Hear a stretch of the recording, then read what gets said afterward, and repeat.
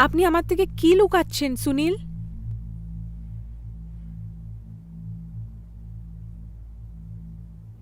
আজ আমি তোমাকে সবকিছু সত্যি কথা বলে দিতে চাই।